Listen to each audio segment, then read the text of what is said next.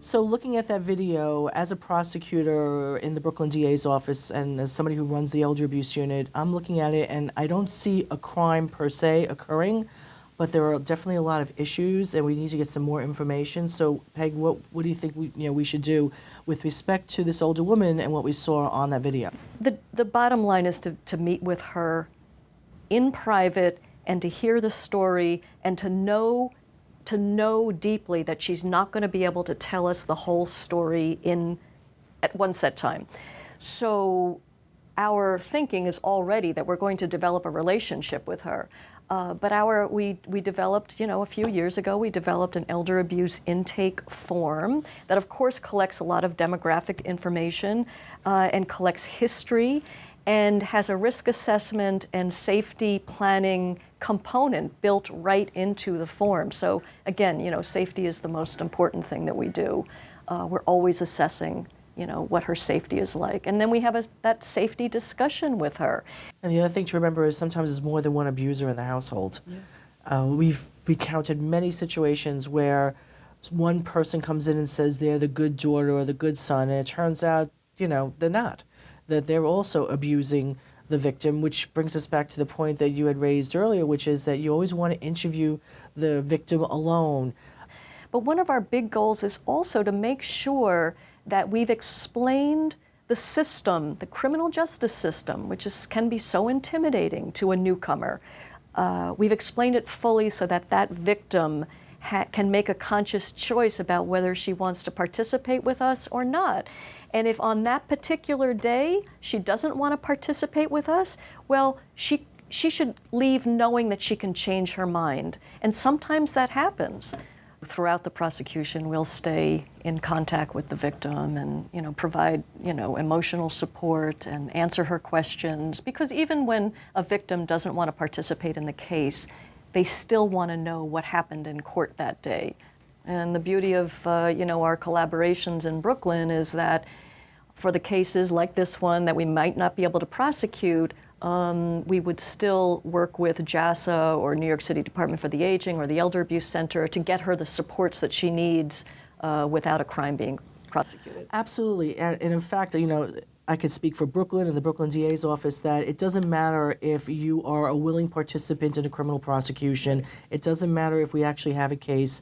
If you are being victimized in any way, if you're being intimidated in any way, if you're scared, there is help. And we want you to get that help so that you don't get victimized anymore. I think that people also need to know, though, that in like a scenario like this, where he may have an alcohol problem or a mental health issue, if he doesn't have a serious criminal record, in most of our cases, we offer drug rehab, alcohol treatment, psychiatric treatment as part of a plea bargain, and we're not looking for jail as the punishment. We're looking to get the person rehabbed or for them to get the counseling they need, the psychiatric services that they need, so they can have a healthier relationship with their parent. Right.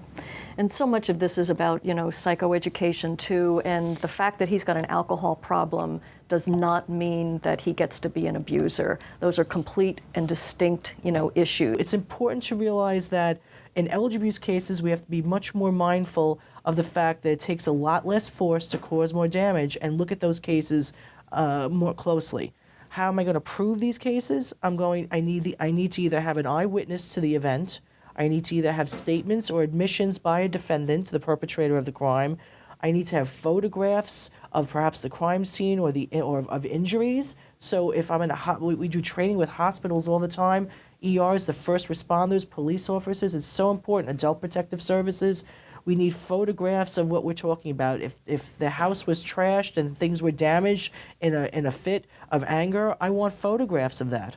I want photographs of the injuries at different stages. I need to know if the victim has gone to different hospitals over the years because the perpetrator brings them to different hospitals, hospital hopping, so the ER doesn't get to know them and start suspecting something.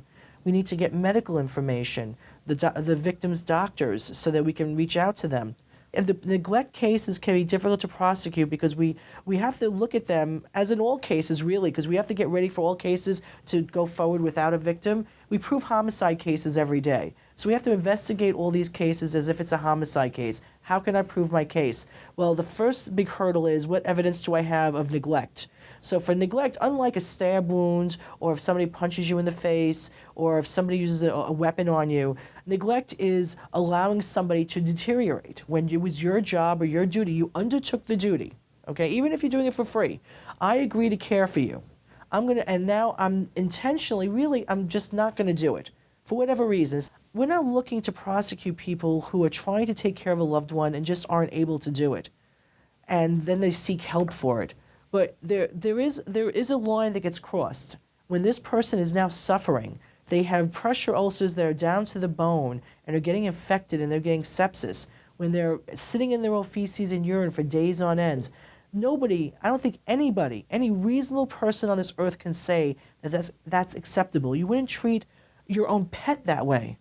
You wouldn't treat another person in your house that way. So why is it that with an older person that somehow that should be okay because I'm, out of the goodness of my heart, I'm taking care of you? If you can't care for a person, if you really can't care for a person, then you need to let somebody know so that somebody else can do the job. The answer can't be, well, I tried and so she died, I can't help that. That can't be the answer.